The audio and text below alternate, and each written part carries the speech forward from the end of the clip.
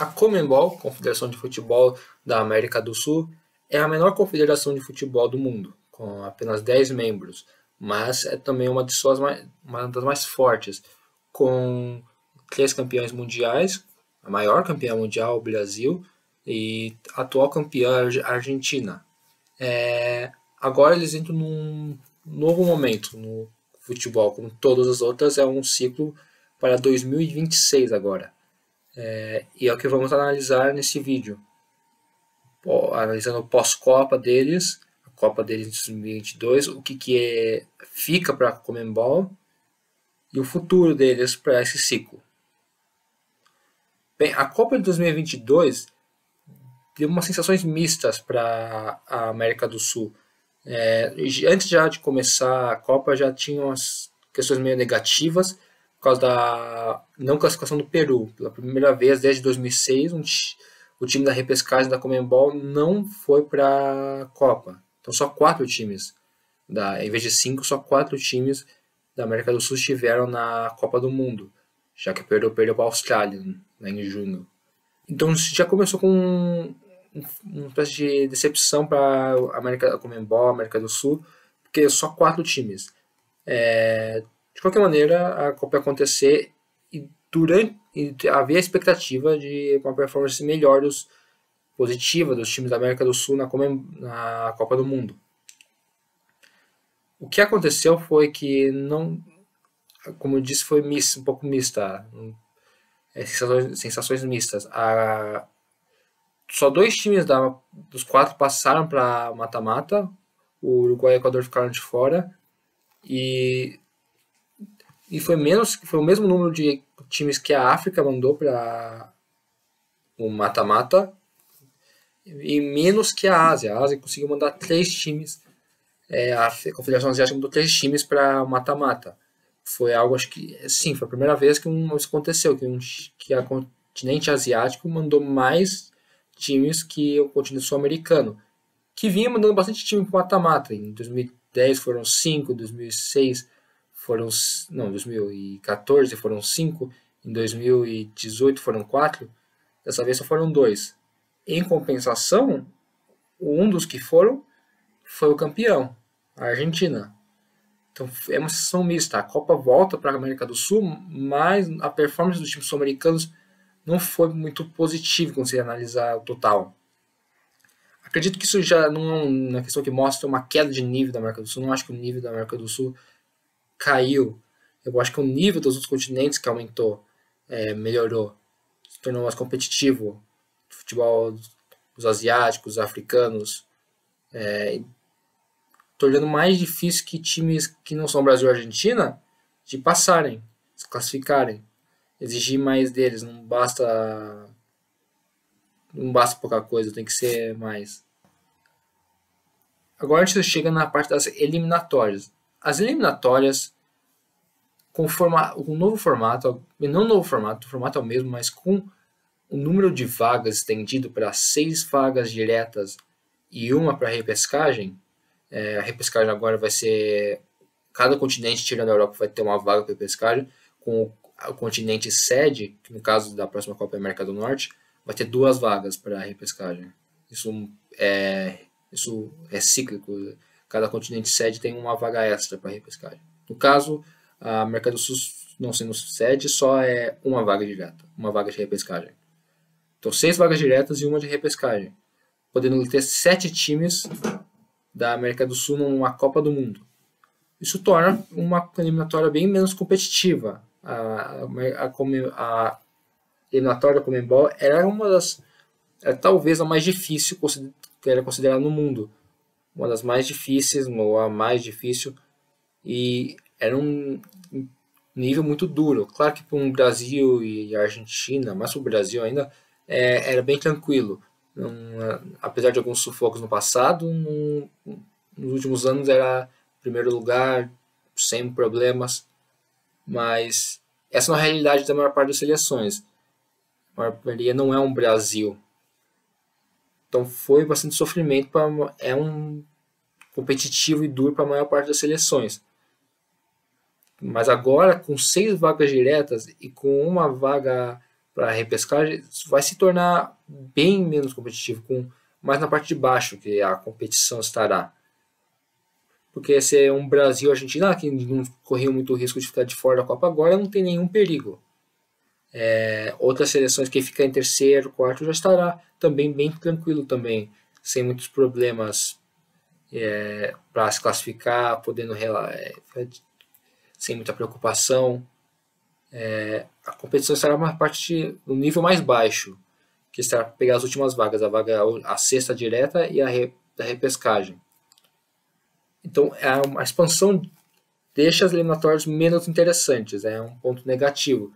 Não favorece o futebol da Conmebol nas eliminatórias. A Conmebol oferece agora uma oportunidade para... Outras confederações não permitem fazer isso, mas a Conmebol, como é menor, permite que você analise todos os times dela.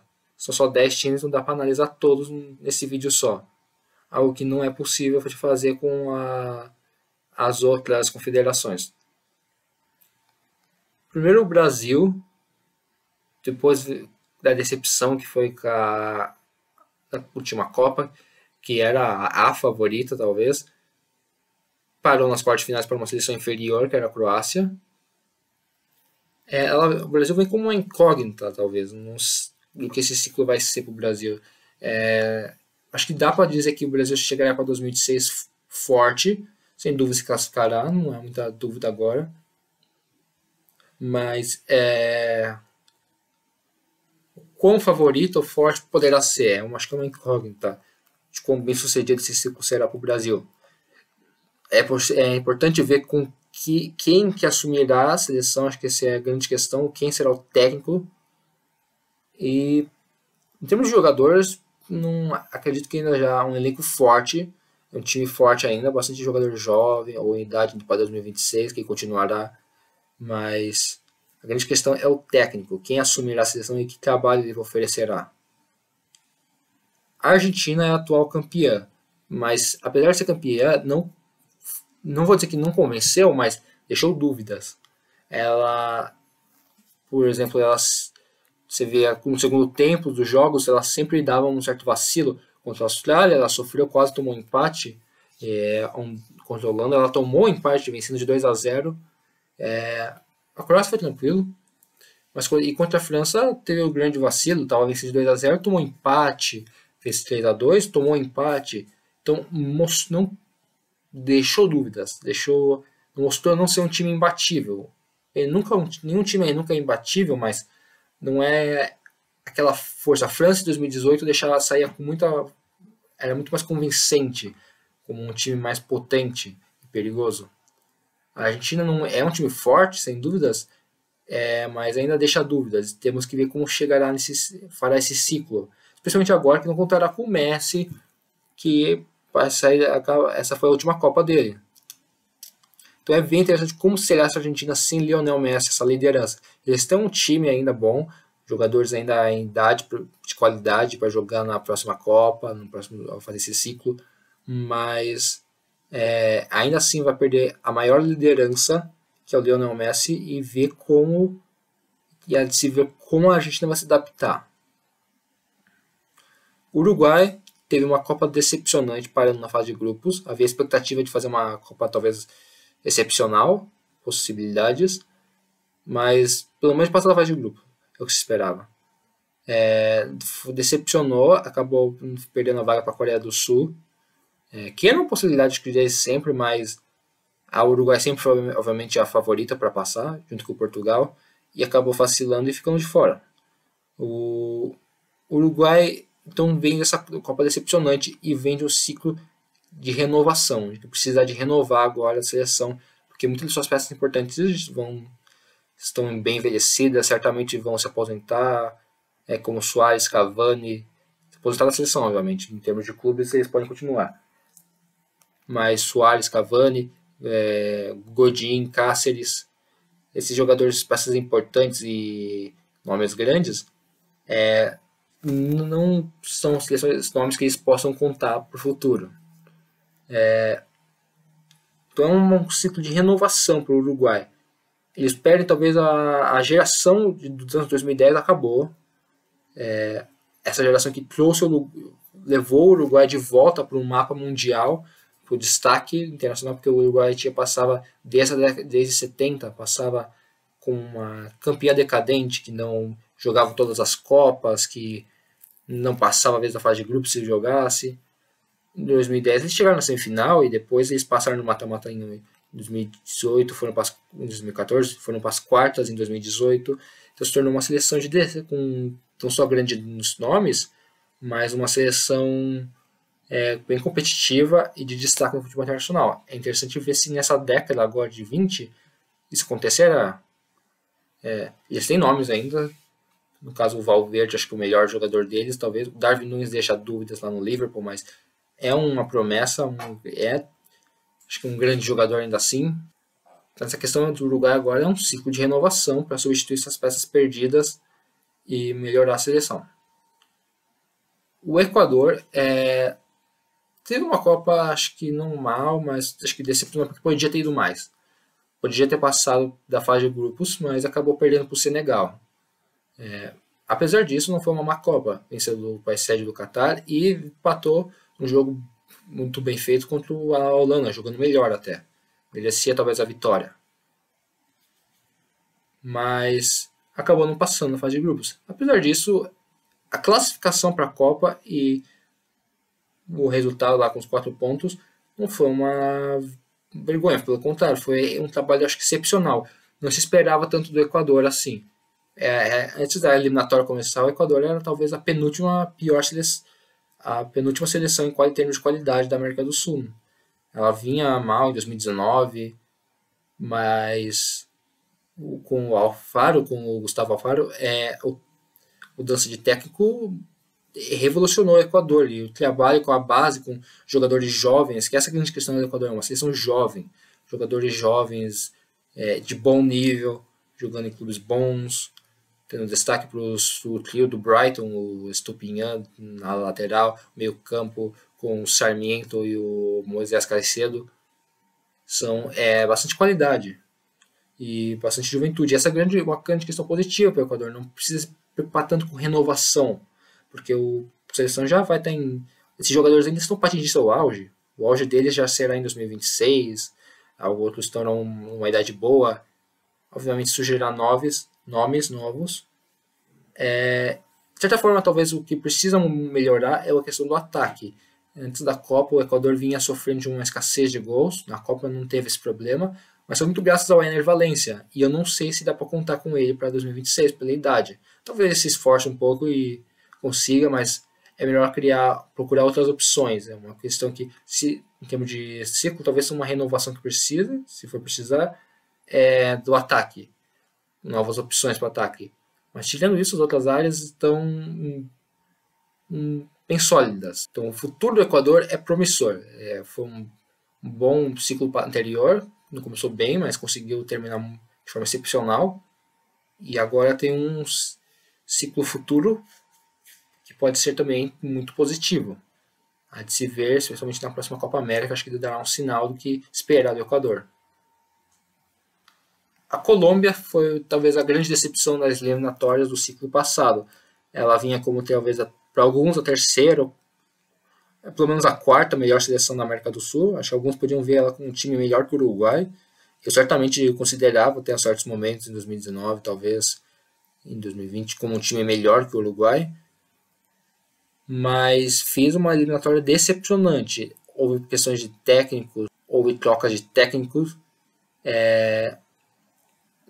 problemas internos, tudo, e ficou com uma escassez de gols absurda. Foram vários jogos sem fazer gol, empatando 0-0 ou perdendo de 1-0 ou mais, sem fazer gol. O que é absurdo com o ataque, com os nomes que eles têm para fazer gol. Tem o Luiz Dias, que estava jogando muito bem pelo Porto, depois pelo Liverpool. O James Rodrigues, que é uma referência. Tem o Luis Muriel, da Atalanta. O Zapata também, da Atalanta. O Falcão, que está um grande jogador, que agora está no Rayo Vallecano.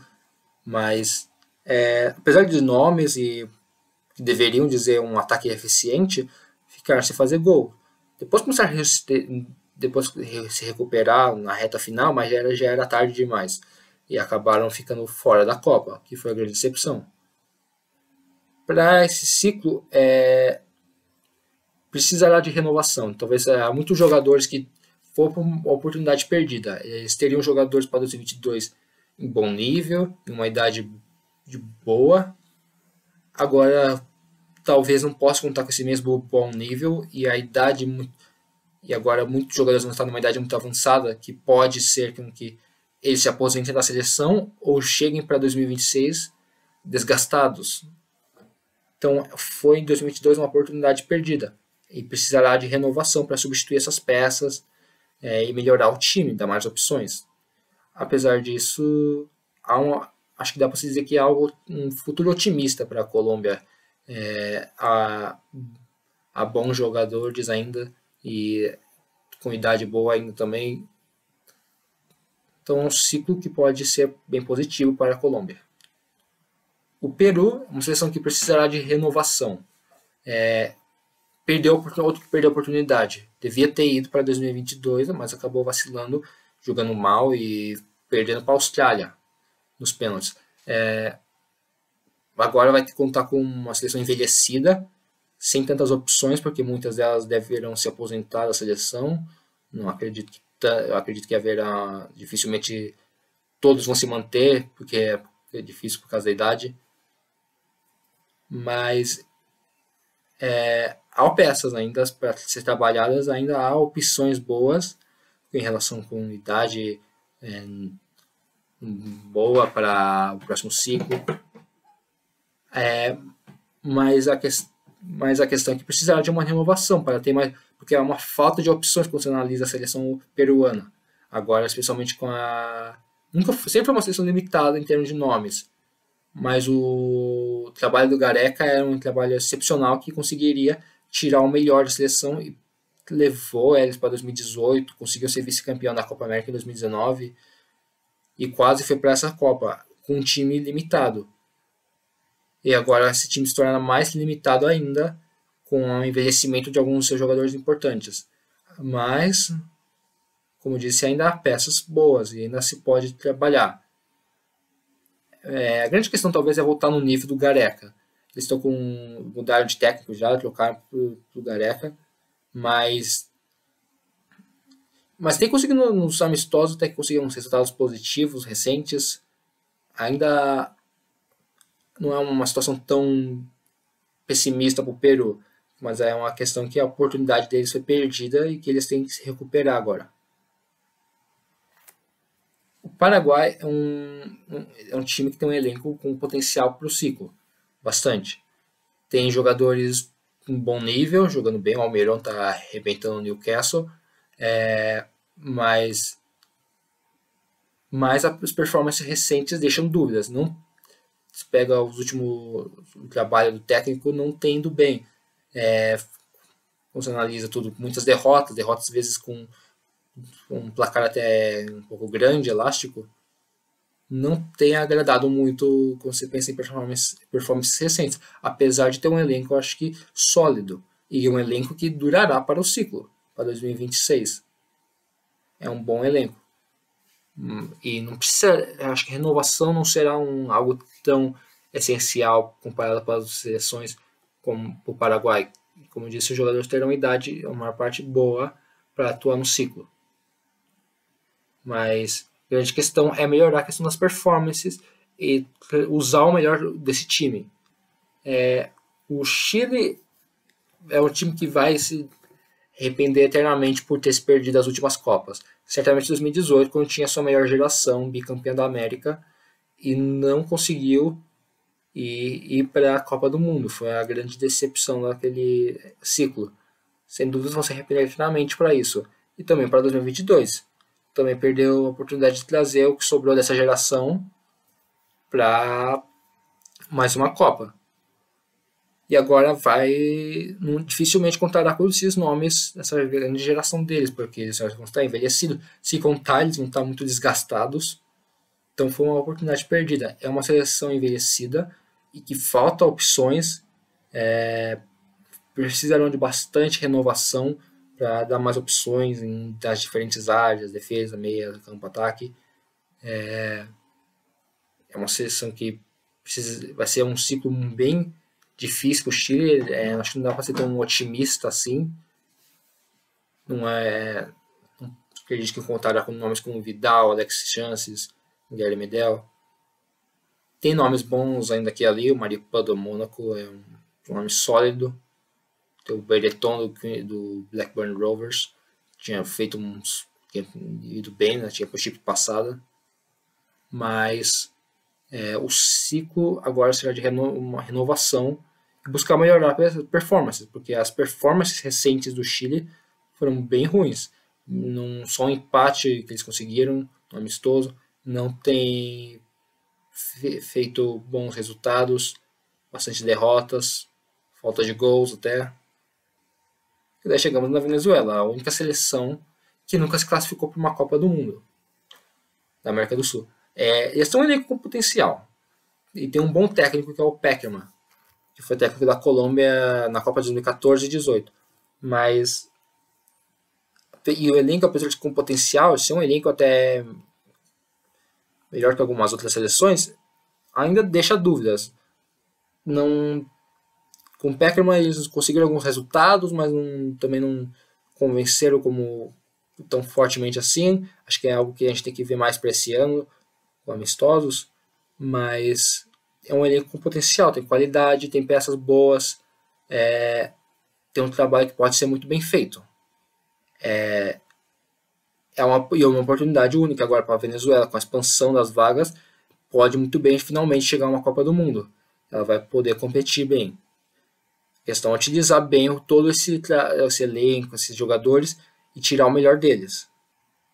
E daí a gente chega na última seleção, talvez a teoricamente mais fraca da América do Sul, a Bolívia, que não vê com muitas expectativas. Por esse ciclo não tem muita expectativa. Quase todos os jogadores atuam na Bolívia, uma liga fraca até. Mas pode surpreender pela altitude. E é mais por isso. A última eliminatórias, ela conseguiu surpreender até, chegando viva na última rodada, na última data FIFA, para se classificar. Não fez isso, obviamente, mas chegou viva, tendo oportunidades ainda, que foi algo acho que inesperado. E muito graças ao fator casa, a altitude. Então, por causa dessa altitude, fator casa, talvez a Bolívia possa surpreender com as vagas expandidas.